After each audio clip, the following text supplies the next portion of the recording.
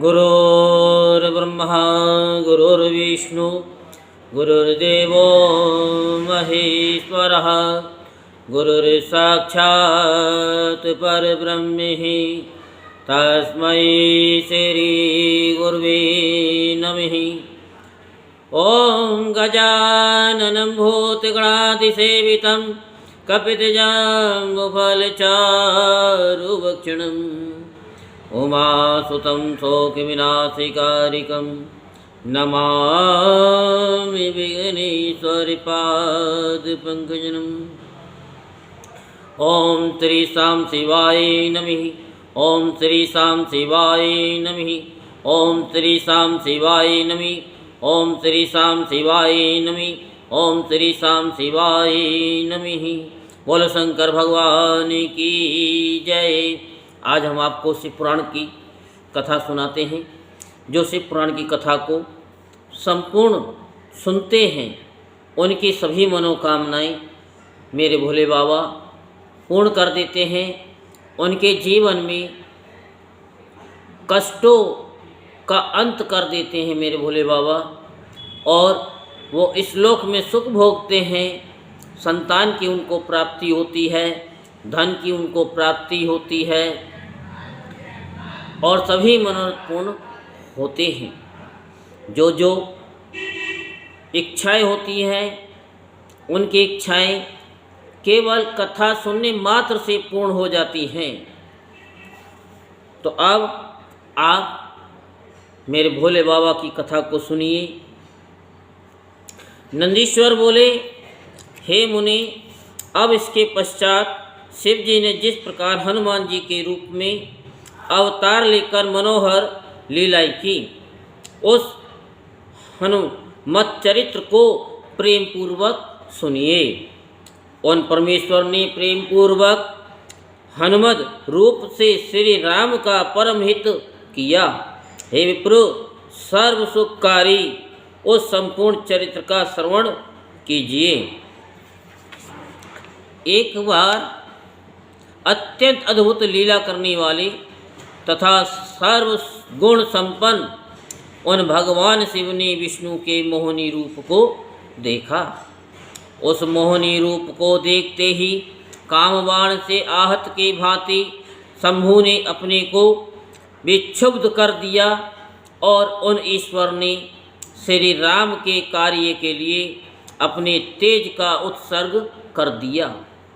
शिव जी के मन की प्रेरणा से प्रेरित हुए सप्त ऋषियों ने उनके तेज को राम कार्य के लिए आदरपूर्वक पत्ते पर स्थापित कर दिया। तत्पश्चात उन महर्षियों ने शंभु के उस तेज को श्री राम के कार्य के लिए गौतम की कन्या अंजनी में कान के माध्यम से स्थापित कर दिया। समय आने पर वह शंभु तेज महान बल तथा पराक्रम वाला और बानर शरीर वाला होकर हनुमान के नाम से प्रकट हुआ। वे महाबलवान कपीश्वर हनुमान जब शिशु ही थे, उसी समय प्रातःकाल उदय होते हुए सूर्य बिंब को छोटा फल जानकर निकल गए थे। तब देवताओं की प्रार्थना से उन्होंने सूर्य को उगल दिया। उन्हें महाबली शिवावतार जानकर देवताओं तथा ऋषियों के द्वारा प्रदत्त वरों को उन्होंने प्राप्त किया। तत्पश्चात अत्यंत प्रसन्न हनुमान जी अपनी माता के निकट गए और आदरपूर्वक उनसे वह वृत्तांत कह सुनाया। इसके बाद माता की आज्ञा से नित्य प्रति सूर्य के पास जाकर धैर्यशाली हनुमान जी ने बिना यत्न के ही उनसे सारी विद्याएं पढ़ ली। उसके बाद माता की आज्ञा प्राप्त कर रुद्र के अंशभूत कपिश्रेष्ठ हनुमान जी सूर्य की आज्ञा से प्रेरित हो सूर्य के अंश से उत्पन्न हुए सुग्रीव के पास गए। वे सुग्रीव अपने ज्येष्ठ भ्राता बाली जिनसे यानी जिसने उनकी स्त्री का बलात्कार कर लिया था, तिरस्कृत हो ऋषिमुख पर्वत पर हनुमान जी के साथ निवास करने लगे। तब वे सुग्रीव के मंत्री हो गए। शिव जी के अंश से उत्पन्न परम बुद्धिमान कपिश्रेष्ठ हनुमान जी ने सब प्रकार से सुग्रीव का हित किया। उन्होंने भाई लक्ष्मण के साथ वहां आए हुए अपहृत पत्नी वाले दुखी राम के साथ उनकी सुखदायी मित्रता करवाई। रामचंद्र जी ने भाई की स्त्री के साथ रमण करने वाली महापापी एवं अपने को वीर मानने वाले कपिराज बाली का वध कर दिया। हे तात, तदंतर वह महाबुद्धिमान वानरेश्वर हनुमान रामचंद्र जी की आज्ञा से बहुत से वानरों के साथ सीता जी की खोज में लग गए। सीता को लंका में विद्यमान जानकर वे कपीश्वर दूसरों के द्वारा न लांघे जा सकने वाली उस समुद्र को बड़ी शीघ्रता से लांघकर वहाँ गए। वहाँ उन्होंने पराक्रम युक्त अद्भुत कार्य किया और जानकी को प्रीतिपूर्वक अपने प्रभु का उत्तम मुद्रिका रूप चिन्ह प्रदान किया। जानकी के प्राणों की रक्षा करने वाला राम व्रत सुनाकर उन वीर वानर नायक ने शीघ्र ही उनके शोक को दूर कर दिया। उन्होंने रावण की अशोक वाटिका उजाड़कर बहुत से राक्षसों का वध कर दिया। फिर सीता से स्मरण चिन्ह लेकर रामचंद्र के पास लौट गए। उस समय महालीला करने वाले उन्होंने अत्यंत निर्भय होकर रावण के पुत्र तथा अनेक राक्षसों को मारकर वहाँ लंका में महान उपद्रव किया। हे मुनि, जब महाबलशाली रावण ने तेल से सने हुए वस्त्रों को उनकी पूंछ में दृढ़तापूर्वक लपेटकर उसमें आग लगा दी, तब महादेव के अंश से उत्पन्न हनुमान जी ने उसी बहाने से कूद कूद कर समस्त लंका को जला दिया। तदंतर भी कपिश्रेष्ठ वीर हनुमान केवल विभीषण के घर को छोड़कर सारी लंका को जला करके समुद्र में कूद पड़े। वहाँ अपनी पूंछ बुझाकर शिव के अंश से उत्पन्न वे समुद्र के दूसरे किनारे पर आए और प्रसन्न होकर श्री राम जी के पास गए। सुंदर वेग वाले कपिश्रेष्ठ हनुमान जी ने शीघ्रतापूर्वक श्री राम के निकट जाकर उन्हें सीता जी की चूड़ामणि प्रदान की। तत्पश्चात उनकी आज्ञा से वानरों के साथ उन बलवान तथा वीर हनुमान जी ने अनेक विशाल पर्वतों को लाकर समुद्र पर पुल बांधा। तब पार जाने की कामना वाली श्री रामचंद्र जी ने विजय प्राप्त करने की इच्छा से शिवलिंग को यथाविधि प्रतिष्ठित कर तदुपरांत उसका पूजन किया। तत्पश्चात उन्होंने पूज्यतम शिव जी से विजय का वरदान प्राप्त करके समुद्र पार कर वानरों के साथ लंका को घेर कर राक्षसों से युद्ध किया। उन वीर हनुमान ने राक्षसों का वध किया, श्री रामचंद्र जी की सेना की रक्षा की तथा शक्ति से घायल लक्ष्मण जी को संजीवनी बूटी के द्वारा पुनः जीवित कर दिया।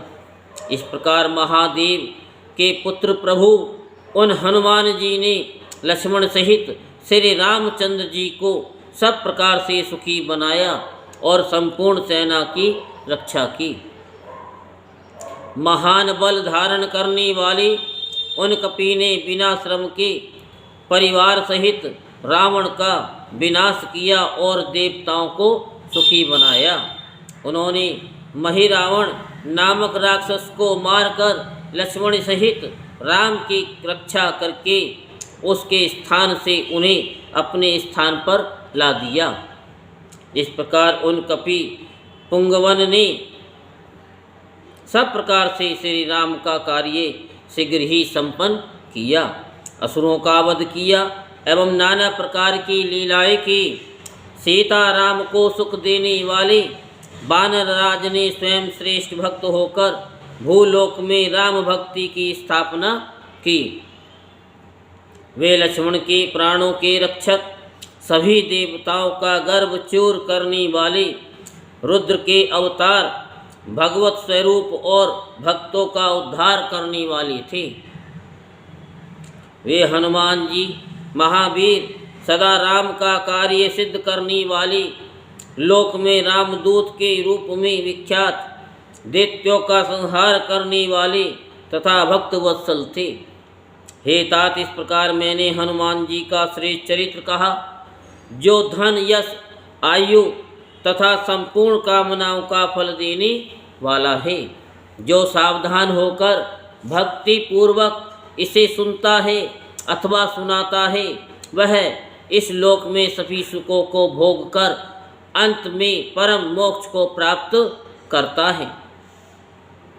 नंदीश्वर बोले, हे मुनि, हे ब्रह्मपुत्र, अब शिव जी के एक और श्रेष्ठ अवतार को प्रीति पूर्वक सुनिए, जो सुनने वालों की सभी कामनाओं को पूर्ण करने वाला है।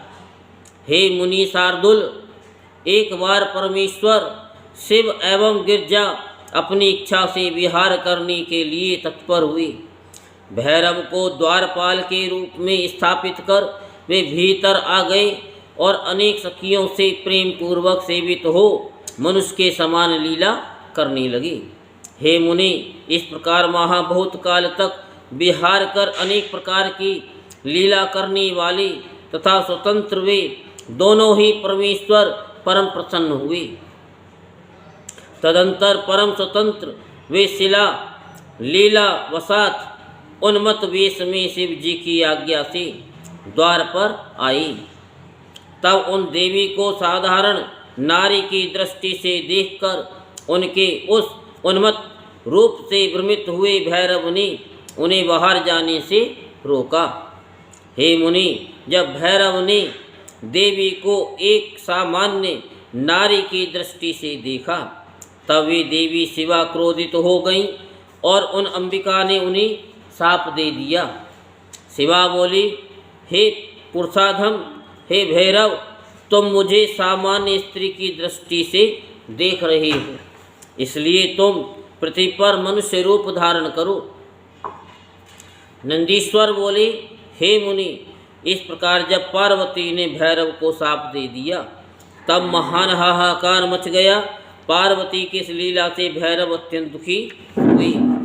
हे मुनीश्वर, इसके बाद अनेक विध अनन्य विनय में प्रवीण श्री शिव जी ने शीघ्रता से वहाँ आकर भैरव को आश्वस्त किया। हे मुनि, उस शाप से एवं शिव जी की इच्छा से वे भैरव पृथ्वी पर मनुष्य योनि में बेताल नाम से उत्पन्न हुए। उनके सने से लौकिक गति का आश्रय ग्रहण कर उत्तम लीलाओं वाले वे प्रभु शिव जी भी पार्वती के साथ पृथ्वी पर अवतरित हुए। हे मुनि, शिव जी महेश नाम से तथा पार्वती जी शारदा नाम से प्रसिद्ध हुई और नाना प्रकार की लीलाएं करने में प्रवीण वे दोनों प्रेम पूर्वक उत्तम लीला करते रहे। हे तात, इस प्रकार मैंने शिव जी के उत्तम चरित्र का वर्णन आपसे किया, जो धन, यश, आयु तथा सभी कामनाओं का फल प्रदान करने वाला है।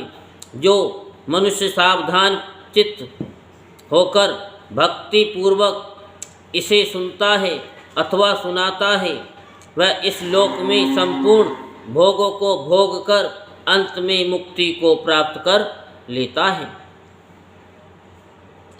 नंदीश्वर बोले, हे ब्रह्मसुत, हे प्राज्ञ, हे मुनीश्वर, अब आप भगवान विष्णु के अहंकार को नष्ट करने वाली तथा श्रेष्ठ लीला से परिपूर्ण शिव जी के वृषेश्वर नामक उत्तम अवतार को सुने। पूर्व समय में जरा एवं मृत्यु से भयभीत हुए देवताओं एवं असुरों ने आपस में संधि कर समुद्र से रत्न ग्रहण करने का विचार किया। हे मुनिनंदन, तदंतर सभी देवता और असुर समुद्रों में श्रेष्ठ क्षीर सागर को मथने के लिए उद्धत हुए। हे ब्रह्मन, मधुर मुस्कान वाली सभी देवता तथा असुर अपनी कार्य सिद्धि के लिए विचार करने लगे कि किस उपाय से उस क्षीर सागर का मंथन किया जाए। तब मेघ के समान गंभीर ध्वनि से युक्त आकाशवाणी शिव जी की आज्ञा से देवताओं तथा असुरों को आश्वस्त करती हुई कहने लगी। आकाशवाणी बोली, हे देवगणों, हे असुरों, आप लोग क्षीर सागर का मंथन कीजिए। इस कार्य के लिए आप लोगों को बल और बुद्धि की प्राप्ति होगी, इसमें संदेह नहीं है।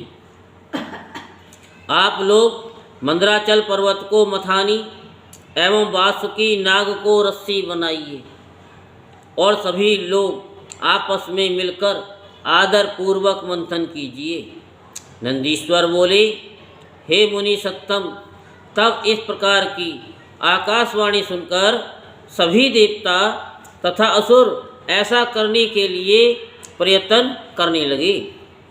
वे सब आपस में मिलकर सोने के समान कांति वाले ऋजुकाय तथा नाना प्रकार की शोभा से संपन्न पर्वत श्रेष्ठ मंदराचल के समीप गए। उस गिरीश्वर को प्रसन्न करके तथा उसकी आज्ञा प्राप्त कर उसे क्षीर सागर में ले जाने की इच्छा वाले देवताओं तथा असुरों ने बलपूर्वक उसे उखाड़ लिया। हे मुनि, अपनी भुजाओं से मंदराचल को उखाड़कर वे सब क्षीर सागर के पास जाने लगे, किंतु क्षीण बल वाले वे उसे ले जाने में असमर्थ हो गए।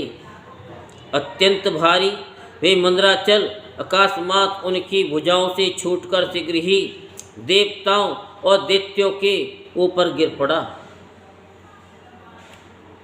तब भगन उद्यम वाले देवता तथा असुर आहत हो गए। फिर कुछ समय बाद चेतना प्राप्त कर जगदीश्वर की स्तुति करने लगे। इसके बाद जगदीश्वर की इच्छा से उद्धत हुए उन सब ने उस पर्वत को पुनः उठाकर क्षीर सागर के उत्तरी तट पर ले जाकर जल में डाल दिया। तदंतर रतन प्राप्त करने की इच्छा वाले देवता तथा असुर वासुकी नाग की रस्सी बनाकर क्षीर सागर का मंथन करने लगे। क्षीर सागर का मंथन किए जाने पर स्वर्गलोक की महेश्वरी भृगुपुत्री हरिप्रिया महालक्ष्मी समुद्र से प्रकट हुई। उसके बाद धन्वंतरी, चंद्रमा, पारिजात, कल्प वृक्ष, उच्चैश्रवा, घोड़ा, ऐरावत, हाथी, सुरा, विष्णु का सारंग धनुष, शंख, कामधेनु, गोवृंद, कौस्तुभमणि तथा अमृत उत्पन्न हुई। उन्हें मथे जाने पर प्रलयकालीन अग्नि के समान कांति वाला और देवताओं तथा असुरों को भय उत्पन्न करने वाला कालकूट नामक महाविष उत्पन्न हुआ। अमृत उत्पन्न होने के समय उसकी जो बूंदें बाहर छलक पड़ी, उनसे अद्भुत दर्शन वाली बहुत सी स्त्रियां प्रकट हुईं। वे शरतकालीन पूर्ण चंद्रमा के समान मुख वाली, बिजली, सूर्य तथा अग्नि के समान प्रभाव वाली और हार, बाजू बंद, कटक तथा दिव्य रत्नों से अलंकृत थी। वे अपने सौंदर्य रूपी अमृत जल से दसों दिशाओं को सींच रही थीं और अपने भ्रू विलास के कारण विस्तीर्ण नेत्रों वाली वे संसार को उन्मत्त कर रही थीं। इस प्रकार उन अमृत की बूंदों से स्वेच्छाया करोड़ों स्त्रियां निकलीं। तदंतर जरा और मृत्यु को दूर करने वाला अमृत उत्पन्न हुआ। लक्ष्मी, शंख, कौस्तुभमणि एवं खड्ग को श्री विष्णु ने ग्रहण किया। सूर्य ने बड़े आदर के साथ दिव्य उच्च श्रवा नाम का घोड़ा ले लिया। देवताओं के स्वामी सचिपति इंद्र ने अत्यंत आदरपूर्वक वृक्षों में श्रेष्ठ पारिजात एवं हाथियों के राजा ऐरावत को ग्रहण किया। भक्तवत्सल तथा कल्याणकारी शिव जी ने देवताओं की रक्षा के लिए कंठ में महाभयंकर कालकूट विष को तथा चंद्रमा को मस्तक पर स्वेच्छा से धारण किया। ईश्वर की माया से मोहित हुए दैत्यों ने आनंद प्रदान करने वाली मदिरा ग्रहण की। फिर हे व्यास, सभी मनुष्यों ने धन्वंतरी वैद को ग्रहण किया। सभी मुनिगणों ने कामधेनु को ग्रहण किया और मोहित करने वाली वे सभी स्त्रियां सामान्य रूप से स्थित रहीं। विजय की अभिलाषा वाले तथा व्याकुल चित्त वाले देवताओं एवं राक्षसों में अमृत के लिए परस्पर महान युद्ध हुआ। हे व्यास, प्रलयकालीन अग्नि तथा सूर्य के समान महातेजस्वी बलि आदि दैत्यों ने बलपूर्वक देवगणों को जीतकर उनसे अमृत छीन लिया। हे तात, तदंतर शिव की माया से दैत्यों के द्वारा बलपूर्वक पीड़ित किए गए इंद्र आदि सभी देवता व्याकुल होकर शिव जी की शरण में आए। हे मुनि, तब शिव जी की आज्ञा से विष्णु ने माया से स्त्री रूप धारण कर बड़े यत्न से दैत्यों से उस अमृत को छीन लिया। तत्पश्चात मायावियों में श्रेष्ठ मोहिनी स्त्री रूपधारी विष्णु ने समस्त दैत्यों को मोहित कर वह अमृत देवगणों को पिला दिया। तब उस मोहिनी रूप वाली स्त्री के पास जाकर उन श्रेष्ठ दैत्यों ने कहा, इस सुधा को हम सभी दैत्यों को पिलाओ, जिससे किसी प्रकार का पंक्ति भेद न हो। ऐसा कहकर शिव माया से मोहित हुए उन सभी दैत्यों एवं दानवों ने कपट रूपी धारी उन विष्णु को वह अमृत दे दिया। इसी बीच वे वरिष्ठ दैत्य अमृत से उत्पन्न स्त्रियों को देखकर उन्हें सुखपूर्वक यथा स्थान ले गई। उन स्त्रियों के नगर स्वर्ग से भी 100 गुने मनोहर मैं दानव की माया से विनिर्मित तथा सुदृढ़ यंत्रों से सुरक्षित थे। उन सभी को सुरक्षित करके उनका आलिंगन किया। आलिंगन किए बिना ही वे दैत्य प्रतिज्ञा करके युद्ध हेतु निकल पड़े। यदि देवगण हमें जीत लेंगे तो हम इन स्त्रियों का स्पर्श भी नहीं करेंगे। ऐसा कहकर युद्ध की इच्छा वाले वे समस्त महावीर दैत्य आकाश को पूरित सा करते हुए तथा मेघों को तृप्त सा करते हुए पृथक पृथक सिंहनाद करने लगे और शंख बजाने लगे। देवगणों का असुरों के साथ तीनों लोकों में प्रसिद्ध देवासुर नामक भयानक संग्राम हुआ। उन संग्राम में विष्णु के द्वारा सब प्रकार से रक्षित सभी देवताओं की विजय हुई। बहुत से दैत्य देवताओं और विष्णु के द्वारा मार डाले गए और शेष दैत्य भाग गए। कुछ दैत्यों को देवताओं तथा महात्मा विष्णु ने मोहित कर दिया। जो मरने से बचे वे पाताल एवं पृथ्वी के विवरों में प्रवेश कर गए। महाबली विष्णु ने हाथ में चक्र लेकर अति उत्तम पाताल में जाकर भयभीत होकर स्थित हुए उन दैत्यों का पीछा किया। इसी बीच विष्णु ने वहाँ पर अमृत से उत्पन्न हुई पूर्ण चंद्र के समान मुख वाली तथा दिव्य सौंदर्य से गर्भित स्त्रियों को देखा और वे मोहित होकर वहीं पर उन श्रेष्ठ स्त्रियों के साथ विहार करने लगे तथा उन्होंने वहाँ शांति प्राप्त की। विष्णु ने उन स्त्रियों से श्रेष्ठ पराक्रम वाली तथा युद्ध करने में निपुण अनेक पुत्र उत्पन्न किए, जिनके बल से सारी पृथ्वी कांप उठती थी। तत्पश्चात महाबलवान एवं पराक्रमी वे विष्णु पुत्र संपूर्ण पृथ्वी को कंपित करते हुए स्वर्गलोक तथा भूलोक में दुखद महान उपद्रव करने लगे। सारे संसार में उनका इस प्रकार का उपद्रव देखकर मुनियों एवं देवताओं ने ब्रह्मा को प्रणाम कर उनसे निवेदन किया। ये सुनकर ब्रह्मा जी उन्हें साथ लेकर कैलाश पर्वत पर गए। महाप्रभु शिव जी को देखकर विनम्र भाव से अंजलि बांधे हुए उन्होंने बारंबार प्रणाम किया तथा हे देव, हे महादेव, हे सर्वस्वामिन, आपकी जय हो ऐसा कहते हुए अनेक स्तुतियों के द्वारा उनकी स्तुति की। ब्रह्मा बोले, हे देव देव, हे महादेव, हे प्रभु, पाताल में स्थित विकार युक्त तथा उपद्रवी विष्णु पुत्रों से संत्रस्त संपूर्ण लोकों की रक्षा कीजिए। हे विभो, विकार से ग्रस्त होकर विष्णु जी अमृत से उत्पन्न स्त्रियों में आसक्त चित्त होकर इस समय पाताल में स्थित हैं और उनके साथ स्थित हैं। नंदीश्वर बोले, इस प्रकार लोक संरक्षण के लिए तथा पाताल से विष्णु को लाने के निमित्त ऋषियों सहित देवताओं तथा ब्रह्मा ने शिव जी की बहुत सी स्तुति की।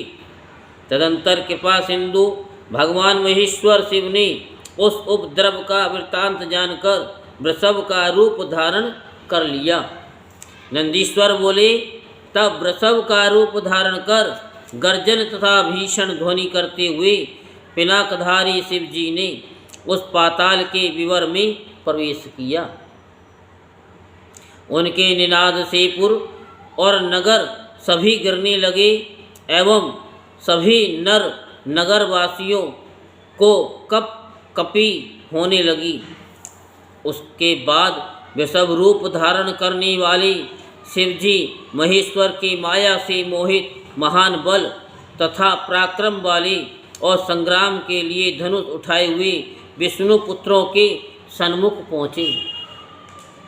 हे मुनि सत्तम, तब वे वीर विष्णु पुत्र कुपित हो उठे और जोर जोर से गर्जन करके शिव जी के सामने दौड़े। वृषभ रूपधारी महादेव भी अपने सामने आए हुए विष्णु पुत्रों पर कुपित हो उठे और खुरों तथा श्रृंगों से उन्हें विदीर्ण करने लगे। शिव जी के द्वारा छत बिछत किए गए शरीर वाले वे सभी मूढ़ विष्णु पुत्र शीघ्र ही प्राण रहित हो विनिष्ट हो गए। उन पुत्रों के मारे जाने पर बलवानों में श्रेष्ठ विष्णु पाताल विवर से शीघ्र बाहर निकलकर जोर से गर्जना करके शिव जी के निकट जा पहुँचे। पुत्रों को मार कर जाते हुए वृषभ रूपधारी शिव जी को देखकर विष्णु ने बाणों तथा दिव्यास्त्रों से उन पर प्रहार किया।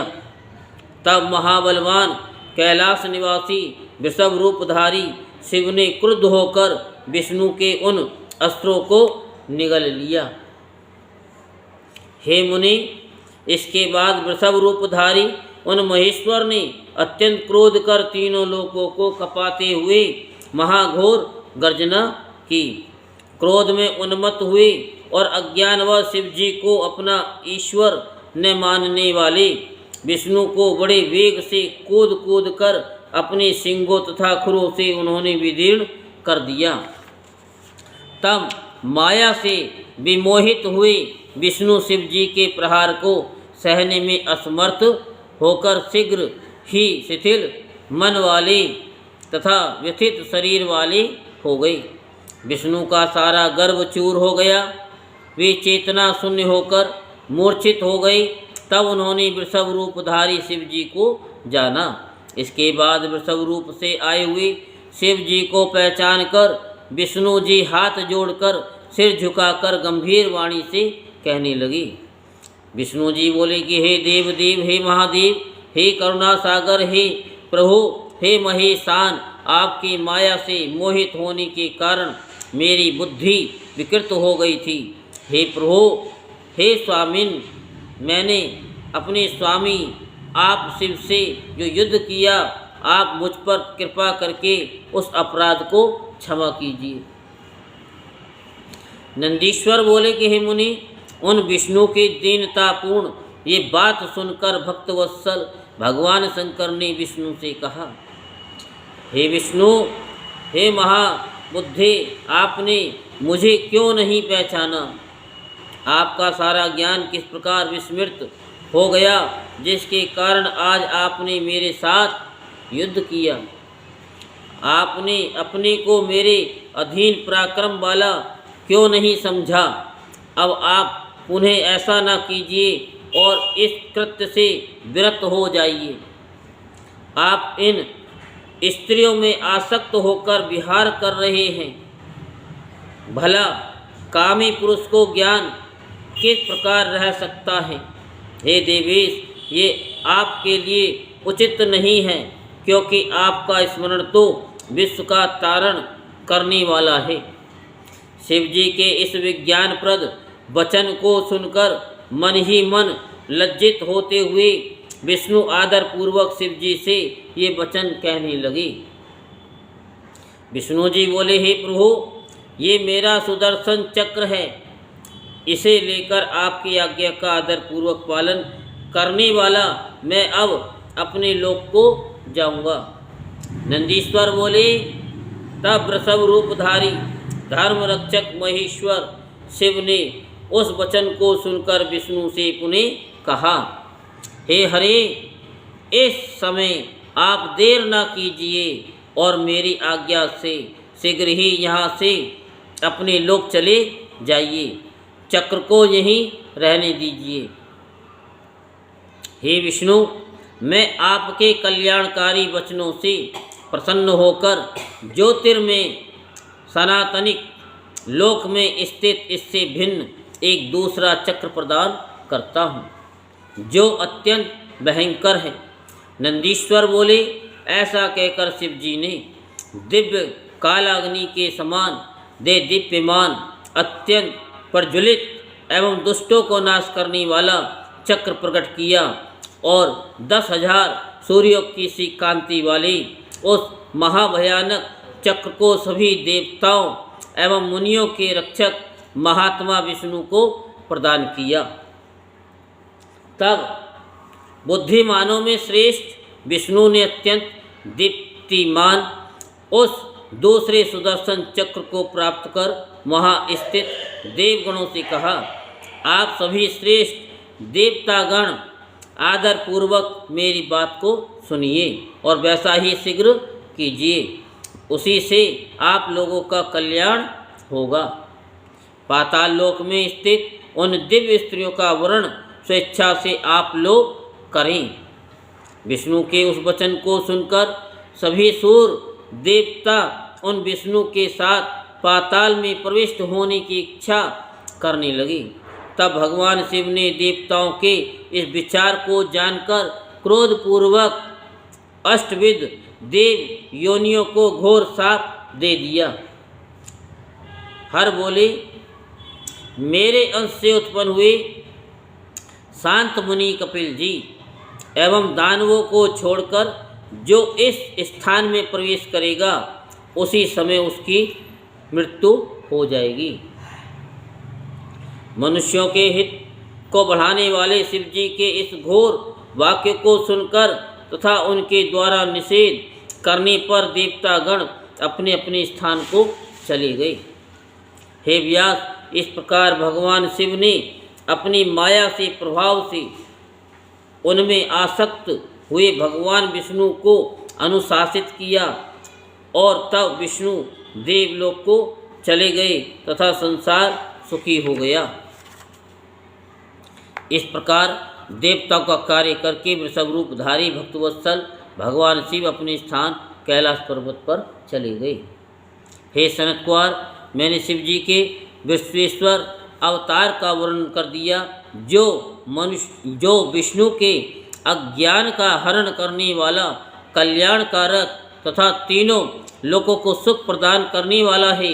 ये आख्यान परम पवित्र है, श्रेष्ठ शत्रु बाधा को दूर करने वाला और सज्जनों को स्वर्ग यश आयु भोग तथा मोक्ष देने वाला है। जो भक्ति के साथ सावधान होकर इसे सुनता है अथवा सुनाता है और जो इसे पढ़ता है तथा बुद्धिमान मनुष्यों को पढ़ाता है वह इस लोक में समस्त सुखों को भोगकर अंत में मोक्ष प्राप्त कर लेता है। नंदीश्वर बोले, हे प्राज्ञ, अब आप महेश्वर के पिप्पलाद नामक भक्तिवर्धक अन्य अवतार को अत्यंत प्रसन्नता से सुनिए। महाप्रतापी भृगु वंश में उत्पन्न महान शिव भक्त तथा मुनिश्रेष्ठ जिन चमन पुत्र विप्र दधीचि के विषय में मैं पहले कह चुका हूँ और जिन्होंने शुभ के साथ युद्ध में विष्णु को पराजित किया तथा महेश्वर की कृपा प्राप्त कर देवताओं सहित विष्णु को शाप दिया था, उनकी सुवर्चा नामक महाभाग्यवती महापतिव्रता एवं साध्वी पत्नी थी जिन्होंने देवताओं को शाप दिया था। उन मुनि से उन्हीं सुवर्चा के गर्भ से अनेक लीलाएं करने में प्रवीण तेजस्वी महादेव पिप्पलाद इस नाम से उत्पन्न हुए। सोजी बोले, नंदीश्वर के इस अद्भुत वचन को सुनकर हाथ जोड़कर तथा सिर झुकाकर मुनि श्रेष्ठ सनत कुमार कहने लगे। सनत कुमार बोले, हे महाप्राज्ञ, हे नंदीश्वर, हे तात, आप साक्षात शिव स्वरूप हैं। आप धन्य हैं तथा आप ही सद्गुरु हैं जो कि आपने ये अद्भुत कथा सुनाई है।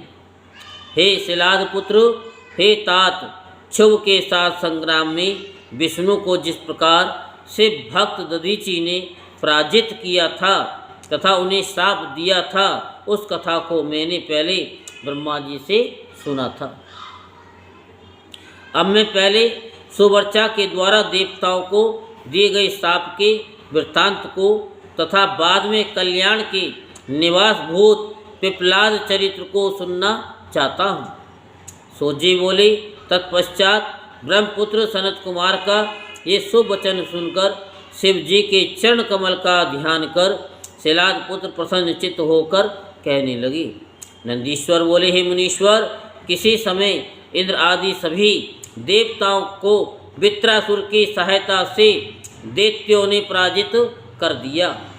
तब उन सभी देवताओं ने सहसा दधीचि मुनि के आश्रम में अपने श्रेष्ठ अस्त्रों को फेंक दिया और तत्काल पराजय स्वीकार कर ली। इसके बाद शीघ्र ही इंद्र आदि सभी पीड़ित देवता एवं ऋषिगण ब्रह्मलोक गए तथा अपना वह दुख निवेदित किया। देवताओं के वचन को सुनकर लोकपिता में ब्रह्मा ने उनसे त्वष्टा का सारा मंतव्य यथार्थ रूप से कह दिया। ब्रह्मा जी बोले, हे देवताओं, त्वष्टा ने अपनी तपस्या के प्रभाव से आप लोगों का वध करने के लिए इसे उत्पन्न किया है।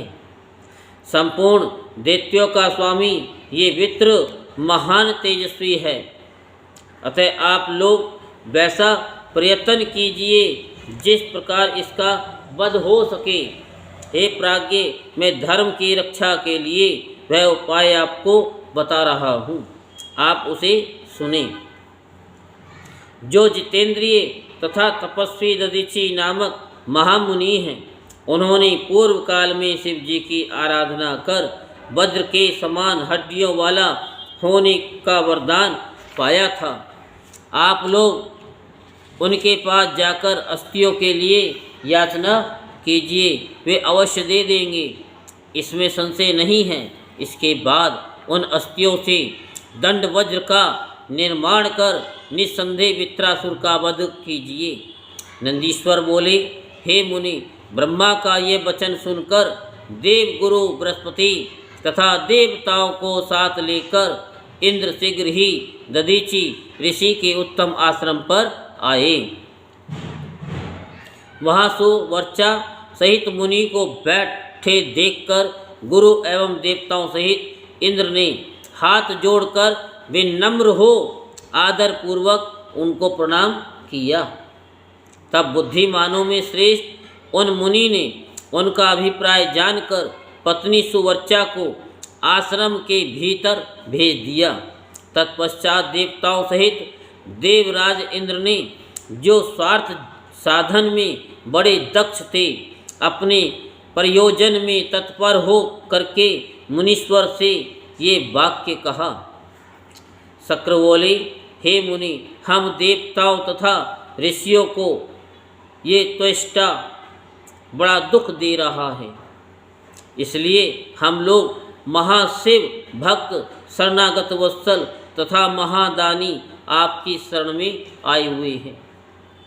विप्र, आप अपनी वज्रमयी अस्थियां हमें प्रदान कीजिए, क्योंकि हम लोग आपकी हड्डियों से वज्र का निर्माण कर देवद्रोही वित्रासुर का वध करना चाहते हैं।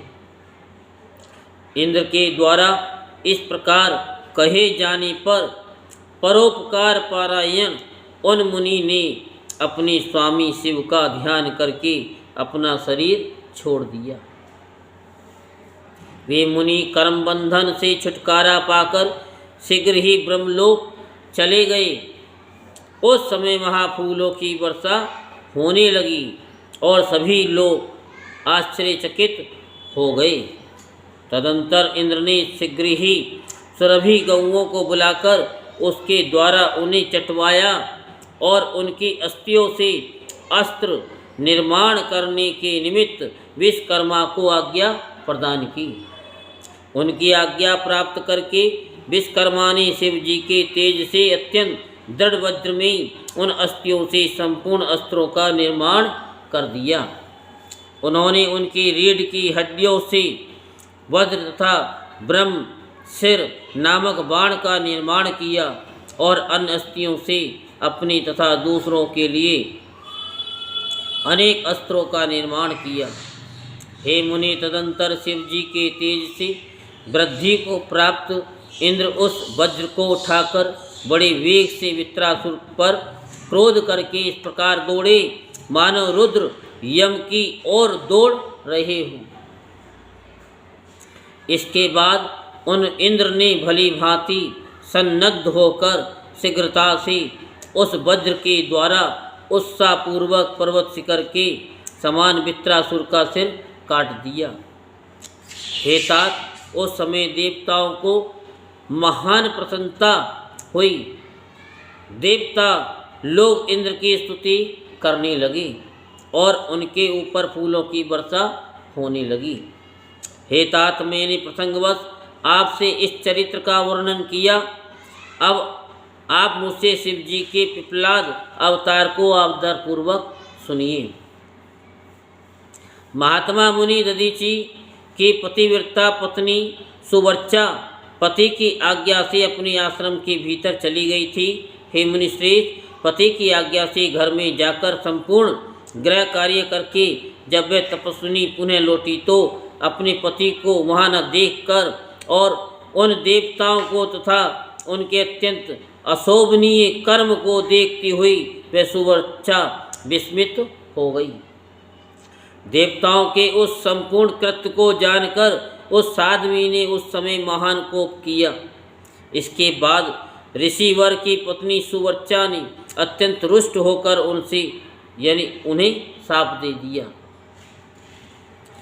सुवर्चा बोली, हे देवगणों, तुम लोग अत्यंत दुष्ट, अपना कार्य साधने में दक्ष, अज्ञानी और लोभी हो, इसलिए इंद्र सहित सभी देवता आज से पशु हो जाएं, ऐसा उन्होंने कहा। इस प्रकार उन तपस्विनी मुनि पत्नी सुवर्चा ने इंद्र सहित उन सभी देवताओं को शाप दे दिया। उसके बाद उन मनस्विनी पतिव्रता ने अपने पति के लोक में जाने की इच्छा की और अत्यंत पवित्र काष्ठों की चिता बनाई। उसी समय उन्हें आश्वस्त करती हुई शिव प्रेरित तथा सुखदायिनी आकाशवाणी ने मुनि पत्नी उन सुवर्चा से कहा, हे प्राज्ञे, तुम दुस्साहस मत करो, मेरे उत्तम वचनों को सुनो। तुम्हारे उदर में गर्भ रूप से मुनि का तेज विद्यमान है, तुम उसे प्रयत्न पूर्वक उत्पन्न करो। हे देवी, उसके बाद तुम अपना अभिष्ट कार्य कर सकती हो, क्योंकि सगर्भा को सती नहीं होना चाहिए, ऐसी वेद की आज्ञा है। नंदीश्वर बोले, हे मुनीश्वर, ऐसा कहकर आकाशवाणी शांत हो गई। तब उसे सुनकर भी मुनि की पत्नी क्षण भर के लिए विस्मित हो गई। तदंतर पति लोक जाने की इच्छा करती हुई महासाध्वी सुवर्चा ने बैठकर पत्थर से अपने पेट को फाड़ दिया। उनके उदर से परम दिव्य शरीर वाला तथा कांतिमान वह मुनि पुत्र दसों दिशाओं को प्रकाशित करता हुआ निकला। हे तात, दधीचि के उत्तम तेज से प्रादुर्भूत हुआ वह पुत्र अपनी लीला करने में समर्थ साक्षात रुद्र का अवतार था। मुनि पत्नी सुवर्चा अपने उस दिव्य रूपवान पुत्र को देखकर और मन में उसे साक्षात रुद्र का अवतार समझकर बहुत प्रसन्न हुई। हे मुनीश्वर, उन महासाध्वी ने शीघ्र ही प्रणाम कर उनकी स्तुति की और उसके स्वरूप को अपने हृदय में स्थापित कर लिया। तत्पश्चात पतिलोक जाने की इच्छा वाली विमलेक्षणा माता सुवर्चा हंसकर अपने उस पुत्र से अत्यंत प्रेम पूर्वक कहने लगी। सुवर्चा बोली, हे तात, हे परमेशान, हे महाभाग, तुम बहुत समय तक इस पीपल वृक्ष के समीप रहो, सबको सुखी बनाओ।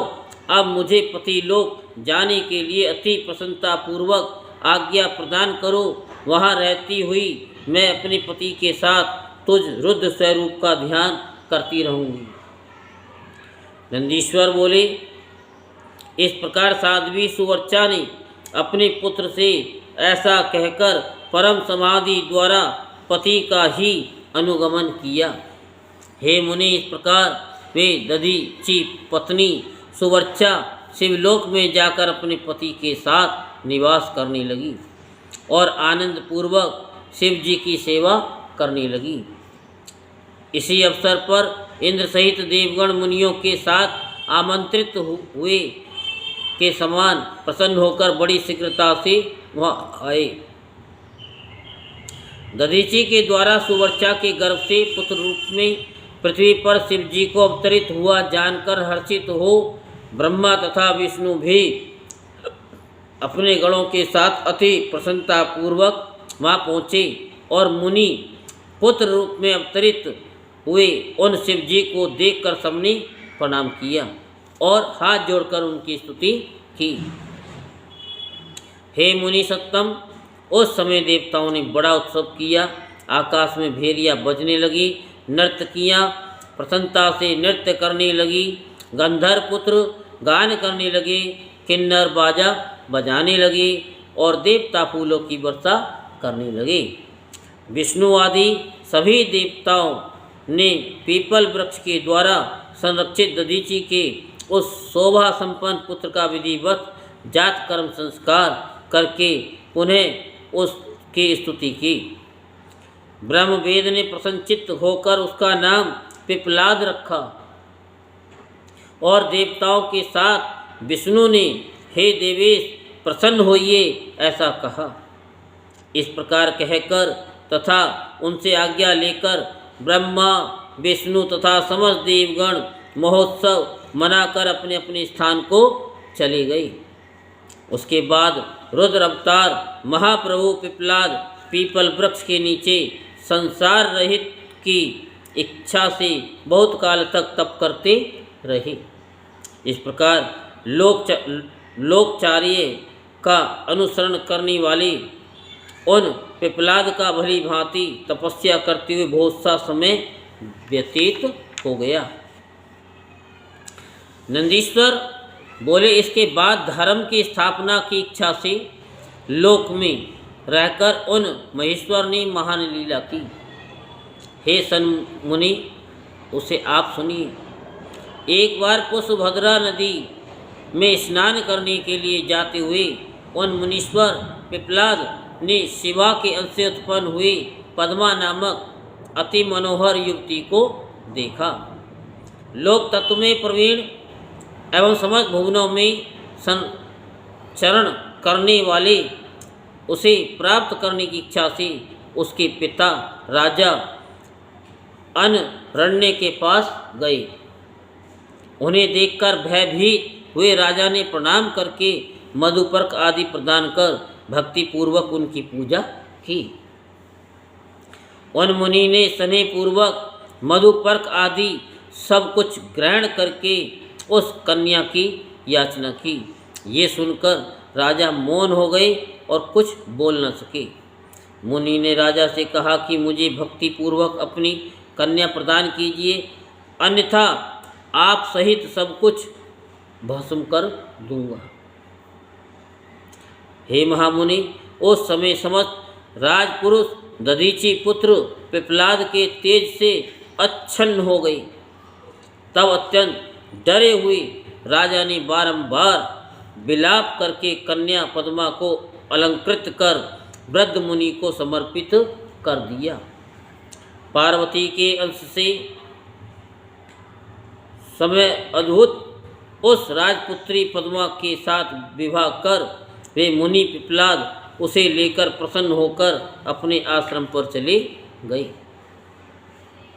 वहाँ जाकर वृद्धा अवस्था के कारण अत्यधिक जर्जर हुए तथा लंपट स्वभाव न रखने वाले वे तपस्वी मुनिवर उस नारी के साथ निवास करने लगे। जिस प्रकार लक्ष्मी जी नारायण की सेवा करती है, उसी प्रकार अनरण्य की वह कन्या मन वचन तथा कर्म से भक्ति पूर्वक मुनि की सेवा करने लगी। तब शिव के अंशरूप मुनिश्रेष्ठ पिप्लाद अपनी लीला से युवा होकर उस युवती के साथ रमण करने लगे। उन मुनि के परम तपस्वी 10 महात्मा पुत्र उत्पन्न हुए। वे सब अपने पिता के समान महातेजस्वी तथा पद्मा के सुख को बढ़ाने वाले थे। इस प्रकार महाप्रभु शंकर के लीला अवतार मुनिवर पिप्लाद ने अनेक प्रकार की लीलाएं की। लोक में सभी के द्वारा अनिवारणीय शनि पीड़ा को देखकर उन दयालु पिप्लाद ने प्राणियों को प्रीति पूर्वक वर प्रदान किया था कि जन्म से लेकर 16 वर्ष की आयु वाले मनुष्यों तथा शिव भक्तों को शनि की पीड़ा नहीं होगी। सुन लिया? हाँ, ये मेरा वचन है। दोबारा से सुनो, माता श्री ध्यान से सुनो।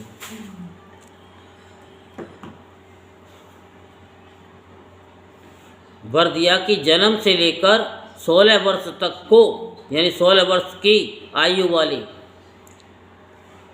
जन्म से लेकर 16 वर्ष की आयु वाले मनुष्यों तथा शिव भक्तों को शनि की पीड़ा नहीं होगी। फिर भी हम लोग समझते नहीं। ये मेरा वचन सत्य होगा।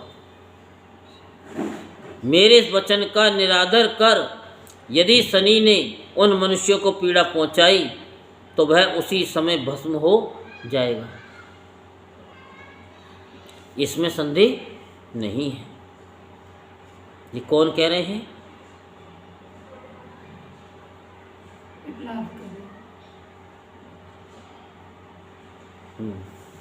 हे तात, इसलिए ग्रहों में श्रेष्ठ शनिश्चर विकार युक्त होने पर भी उनके भय से उन वैसे मनुष्यों को कभी पीड़ित नहीं करता। हे सन्मुनि, इस प्रकार लीला पूर्वक मनुष्य रूप धारण करने वाले पिप्लाद का उत्तम चरित्र मैंने आपसे कहा, जो सभी प्रकार की कामनाओं को प्रदान करने वाला है।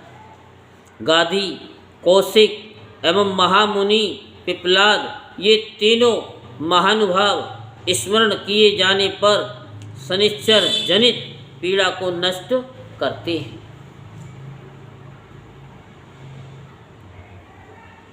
तो शनिश्चर कौन है? वो एक जस्टिक है, वो एक न्याय के देवता है। एक बात बताओ, जेल में कौन जाएगा? जो पाप करेगा। पाप करेगा, बिना पापी तो जाएगा नहीं। लेकिन बिना पापी भी चला जाता है, क्योंकि वो उसके पूर्व कर्म के अनुसार, क्योंकि प्रारब्ध भी तो है ना। तो इसलिए क्या है कि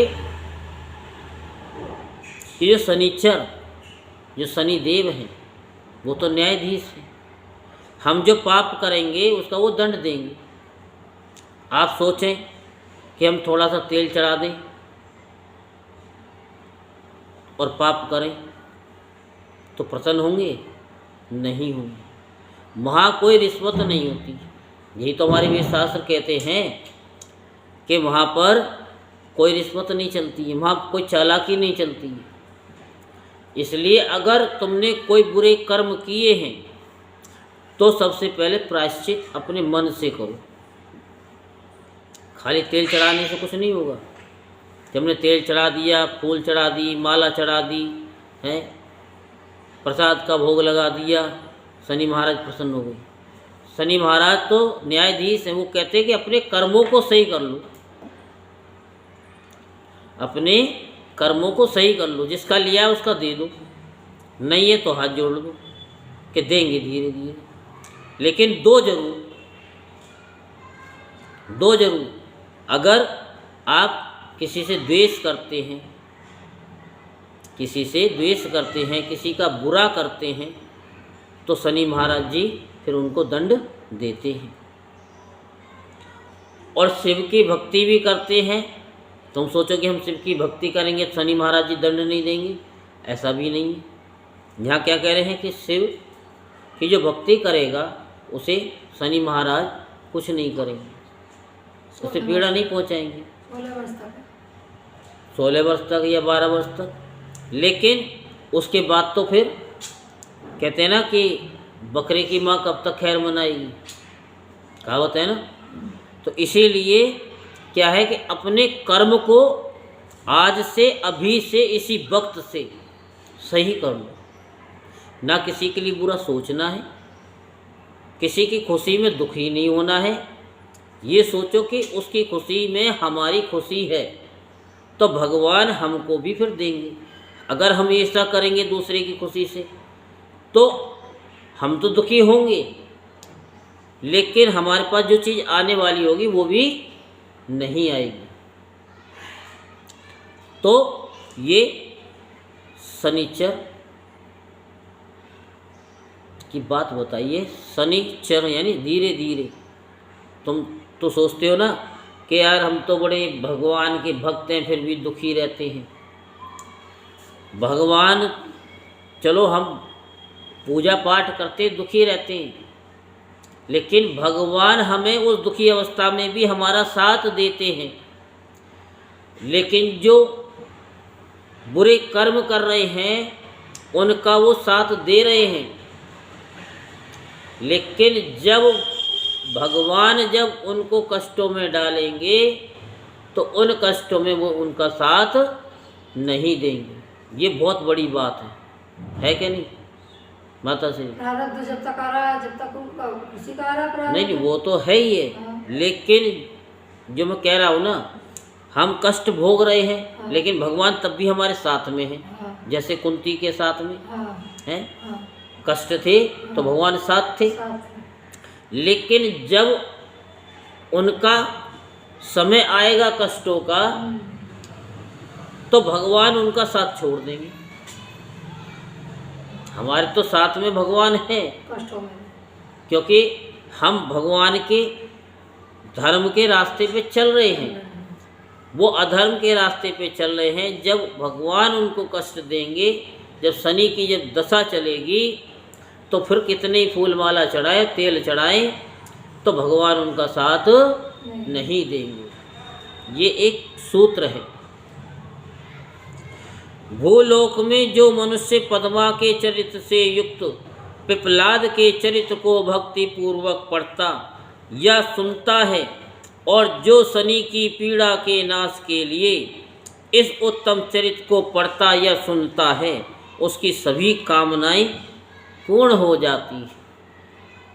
क्योंकि जो सुनेगा वो पाप कर्म करेगा नहीं, पिछला जो है वो भुगतेगा, तो आगे फिर कहाँ से बेल चलेगी पाप की?